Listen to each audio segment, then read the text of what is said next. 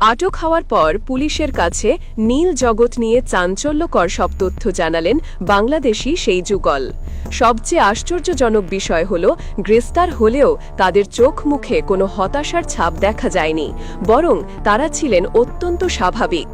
সোমবার বিকেলে রাজধানীর মালিবাগে সিআইভি সদর দফতরে আয়োজিত এক সংবাদ সম্মেলনে এই যুগলের অন্ধকার জগতের চাঞ্চল্যকর তথ্য তুলে ধরা হয়।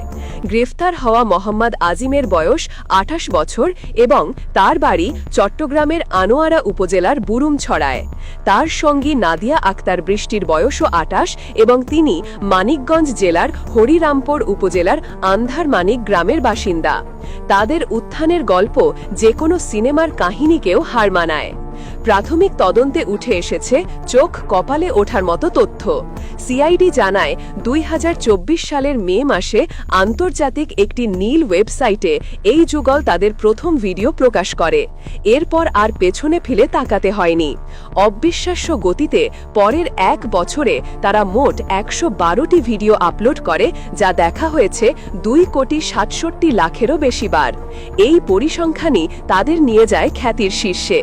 তদন্তে জানা যায়, ২০২৫ সালের অক্টোবর পর্যন্ত বিশ্বব্যাপী পারফর্মারদের র্যাঙ্কিংয়ে তাদের অবস্থান ছিল অষ্টম, যা বাংলাদেশি হিসাবে এক নজিরবিহীন ঘটনা।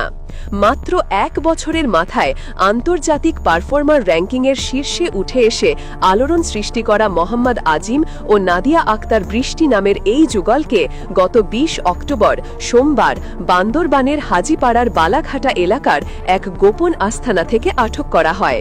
সিআইডির এলআইসি এবং সাইবার পুলিশ সেন্টার সিপিসি ইউনিটের এই যৌথ অভিযান উন্মোচন করেছে এক বিস্ময়কর ও উদ্বেগজনক কাহিনী। প্রাথমিক জিজ্ঞাসাবাদে আজিম ও বৃষ্টি তাদের নীল জগতের কর্মকাণ্ডের বিস্তারিত বিবরণ দিয়েছেন।